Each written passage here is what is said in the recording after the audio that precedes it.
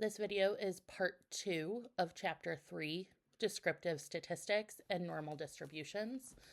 As a reminder, in part 1, we talked about the 4 different scales of measurement. We also talked about central tendency, which is mean, median, and mode, frequency distributions, percentiles, and the shape of the distribution or skewedness.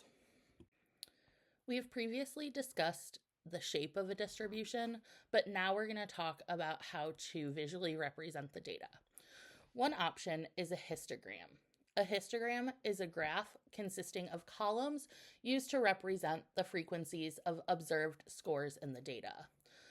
The score values are on the horizontal or x-axis, and the frequency is on the vertical or y-axis.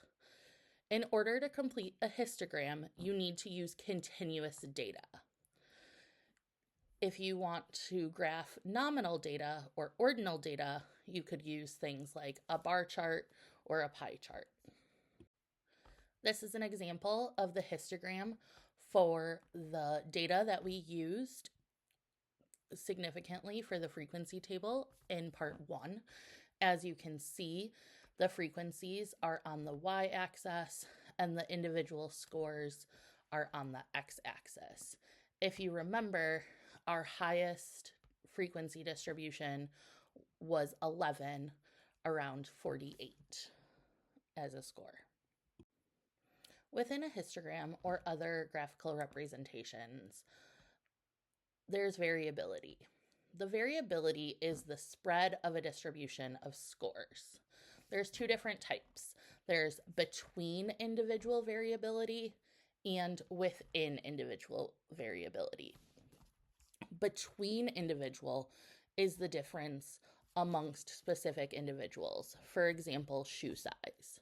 Within individual, the variability of an individual at different times, such as the individual's performance or strength. So it's their own, the same subject, their own variability at different time points. We have a few different measures for variability. Those are range, variance, and standard deviation.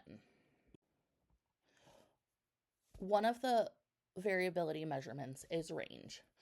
To calculate the range, you take the high score minus the low score. This is the least stable measure of variability because it depends on only 2 scores. It also does not give any indication of the distribution itself. Variance is another one of our measurements. This is often notated with a lowercase s squared. Variance is the measure of the spread of a set of scores based on the average of the squared deviation of each score from the mean. This is used much more frequently than the range and is also the most stable measure of variability. Here's an example of how to calculate the variance with a sample data set. I will show the step-by-step mathematical breakdown on the next slide. But first, calculate the mean, then subtract the mean from each score to get the deviation. Then you want to take the deviation and square it, add the results together, and divide by the number of scores minus 1. Here we're going to break down how to calculate the variance. As you can see here in column 1, I've put the data set into the table. This is our initial score. Okay, next what we need to do is calculate the mean. So our mean is adding all of the scores up and dividing it by our n, which is 10. So that's 30 divided by 10. So our mean is 3. For simplicity, I've placed it here and I've put it in its own column. Then what we need to do is subtract the mean from each score to get the deviation. So as you can see, if we look in the initial score column, take that, subtract the mean. So 3 minus 3 is 0, 1 minus 3 is -2, and so on. From there, what we're going to do is we're going to take that deviation score in the green box and we're going to square it, and we're going to put that into the deviation squared or x squared column. So as you can see, we took the deviation and squared it. So 0 squared is 0, negative 2 squared is 4, and so on. Then what we want to do is add those results together to get our numerator. So if we add all of the squared deviations together, we get a sum of 20. Okay? Then we're going to figure out our denominator, which is going to be our n minus 1. So our n is 10 because that's how many individual data points we have. 10 minus 1 is 9. So then if we plug it into our equation, our sigma or sum of x minus m squared is 20, as we got from before when we summed that. That's our numerator. Our n minus 1 is our 9. So 20 divided by 9 is 2.22. So our variance is 2.22. This table here appears in your book. It just shows the continued simplification of that equation that we just previously used on the other slide. And we get the same variance score. As a reminder, the variance is the average of the squared deviations from the mean, hence the term mean square. When computing the variance, you can also use the below formula. I've broken it down using that same data set that we used in the previous example to show you how to use this other version of the formula as well. Remember, when we're talking about variance, it's the measure of the spread of a set of scores based on the average of the squared deviation of each score in relation to the mean.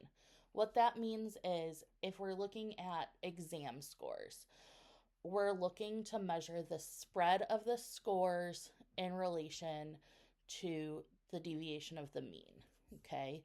So there are different types of variance. Not everybody necessarily scores the same, so all of the scores together, there is the total or observed variance, which we can see depicted on the right in this picture. Within that, we have two other components. We have our true variance and our error variance. So if we use that example again, not everybody necessarily has the same knowledge, so their scores are going to be part of the true variance. However, we always have some error within tests, and that amount of error can vary, but that's going to be our error variance, that amount of error of the total or observed variance. We've just spent time talking about the variance and calculating it. If you remember, the notation for variance is lowercase s squared. So now we're going to talk about the standard deviation. The standard deviation is depicted by just the s. So if you think about it, it's going to be the square root of the variance, okay? That's how it's represented mathematically. What it means is the standard deviation is used as a measure of linear variability for a set of scores, and it can tell us about the heterogeneity and homogeneity. So how similar or how different the scores are amongst each other. We use the standard deviation quite often when assessing data. The most common way is when we talk about a normal distribution. A normal distribution is that typical bell-shaped curve that we saw previously.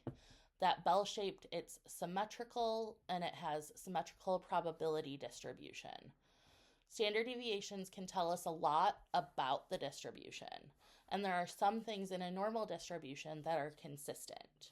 We know that within one standard deviation, plus or minus, so on either side of that mean, plus is to the right, minus is to the left of the mean, we know that 68.26% of all of the observable scores are within 1 standard deviation. We know that if we go farther out, both positive and negative, within 2 distributions, we're observing 95.44% of scores. And then within 3 standard deviations, we're observing 99.74% of scores. This is true regardless of what the mean and standard deviation are, as long as it's a normal distribution. Normal distribution means there's no skewedness, as we talked about previously.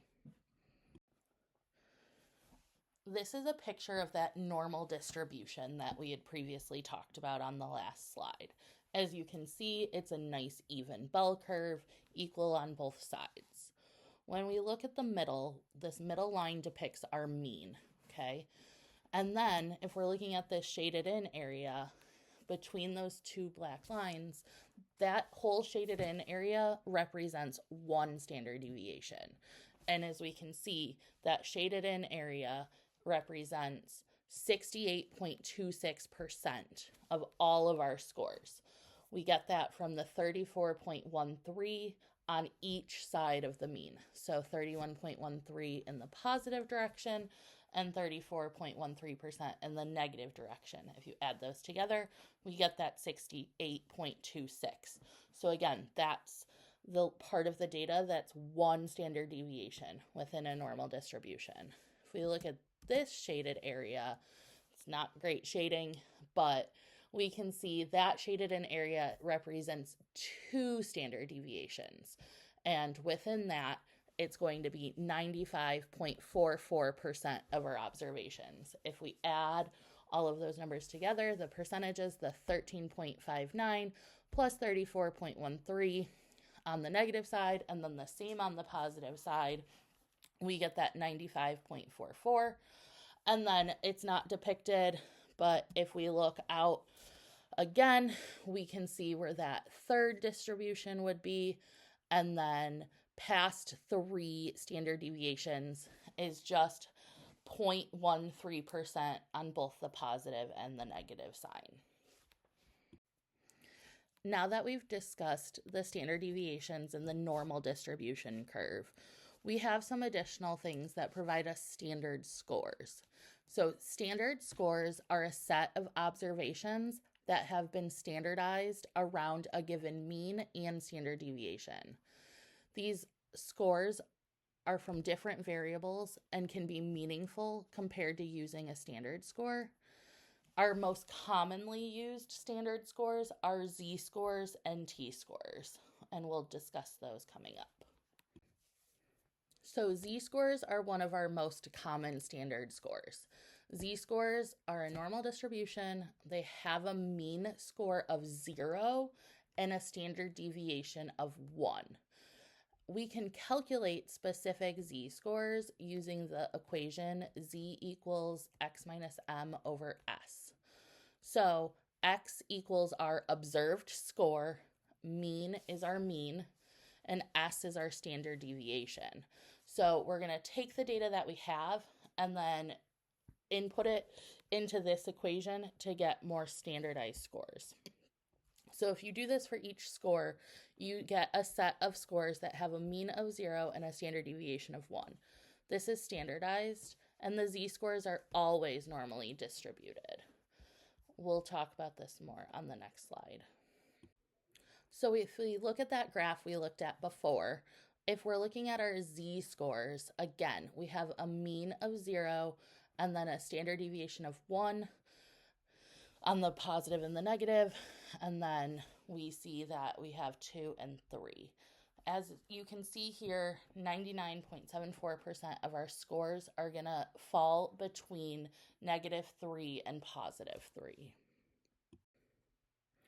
In addition to z-scores, a different way to standardize scores is using a t-score. For a t-score, the mean of the t-score for all observations is a set of data that's always 50, and the standard deviation is always 10. We would use t-scores when we don't know the population for the standard deviation.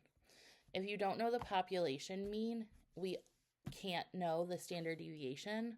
So then we have to use t-scores because it's got what we call fatter tails, so it allows for more variability.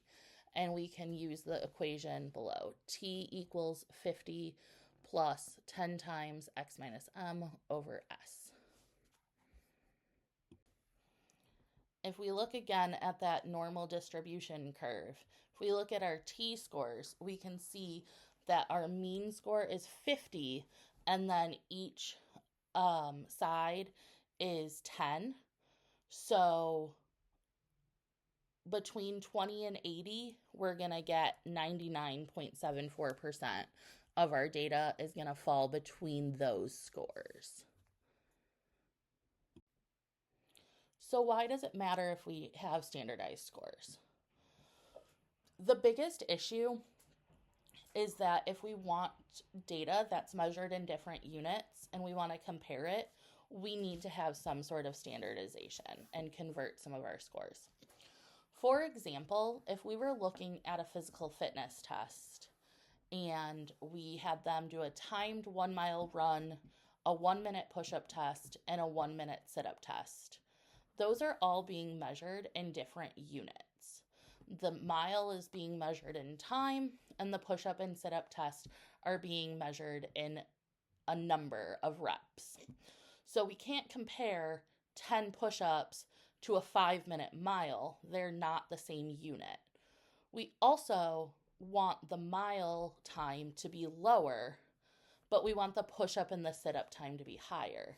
So remember, in a mile time, the lower the number, the faster you are, versus for push-ups and sit-ups, the higher the number, the more you did. So in order to weigh these equally, we need to convert the scores to standardized scores using either z-scores or t-scores. Once they have the same weight, we can add the scores to get a total z-score, and we can look at them more equally. Another example would be college admissions. Some people take the ACT and some people take the SAT.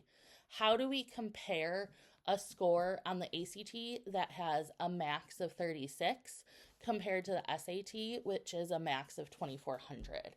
How do we equate those? What number on the SAT is equivalent to what score on the ACT? In order to compare those, we need, again, to convert them to standardized scores.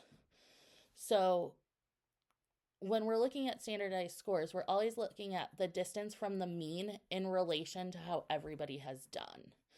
If we want to weight the tests in our first example of the fitness test equally, we can't just take the average because they're different units. We have to be able to convert them.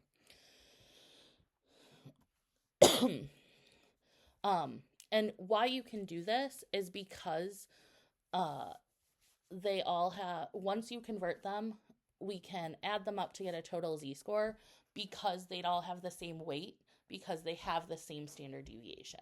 So that's why we need to be able to convert to standardized scores. So how do we convert to standardized scores? There's things called z-tables and t-tables, and there's examples of these in your book. These can be pages long, but there's just a little bit of an excerpt. So in our z-table, we can determine the percentile associated with any z-score that's normally distributed. And I'll show you on the next slide how to interpret that table.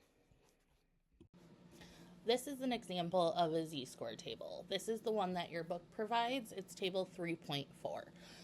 Other z-tables exist that have a much more extensive range of numbers, but for this class, this is the one that we're going to use. So a z-score table can determine the percentile associated with any z-score that is normally distributed. If we look at this table, the left column correlates to the z-score in whole numbers and tenths. So if we see here in that left-hand column, we have 0.0, 0.1, etc., until we get to about 2.9, and then we jump down a little bit. the top row correlates to z-scores in the 100th place. So if you look across the top, we see 0.00, 0.01, etc. So to determine what percentage of values lies to the left of a z-score in a normal distribution, we can use this table. So what we can do is we can try to find a specific z-score. So we don't need any negatives because for z-scores, the normal distribution is symmetrical, so it's going to be the same on either side of that 0, which is our mean. The table for the z-score is the area under the standard normal curve and to the left of the z. So we're looking from, if we were looking from 1.5 standard deviations, it would be all the way from that 1.5 line, shaded past that shaded area, all the way to the 0 is what that z-score is going to give us. So if we wanted to find a z-score of 1.53, take a minute to try to locate that, we would find 1.5 on our left-hand column, and then we'd go across the top to 0.03, find that, find where it meets, and we get 43.70. So that would be the z-score associated with 1.53.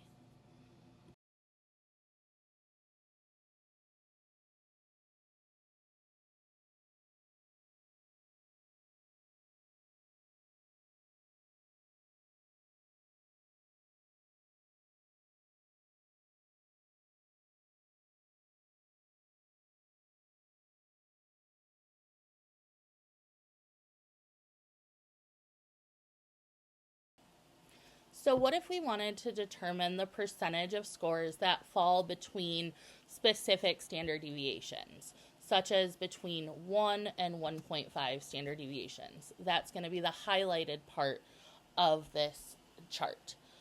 Remember that our table only shows us scores between the mean of 0 and the z-score, and that the z is the area under the standard normal curve and then to the left of the z.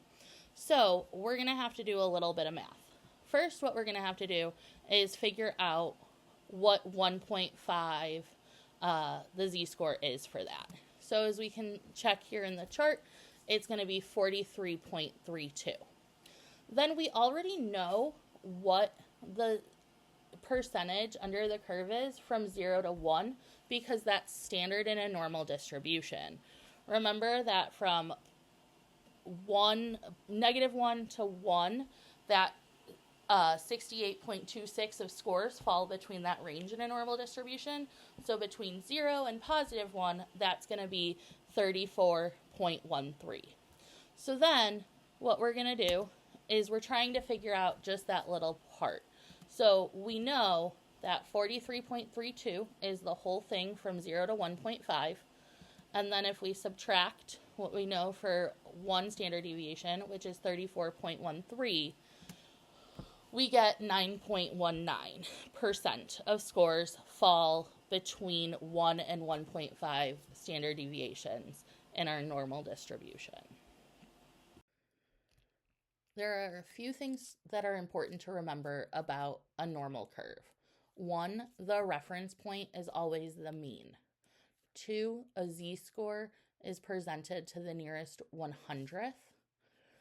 The numbers in the body of the table are percentages.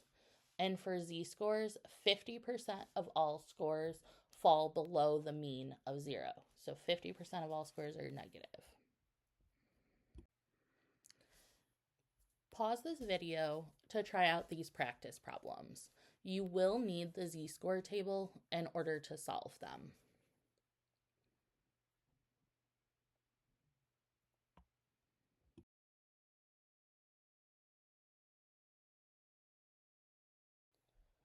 I know that this was a lot of information, but to review. In summary, we looked at descriptive statistics and how they're foundational to understanding measurement and evaluation. Being able to understand and use these concepts of things like central tendency and variability is important. Using and interpreting the normal curve and areas under sections of a normal distribution is also important to interpret data. These are things that we will continue to reference and use throughout the remainder of the course. The following are some review questions that I would recommend trying to answer. As a reminder, the module quiz will be on both videos for Chapter 3, so it will cover both videos.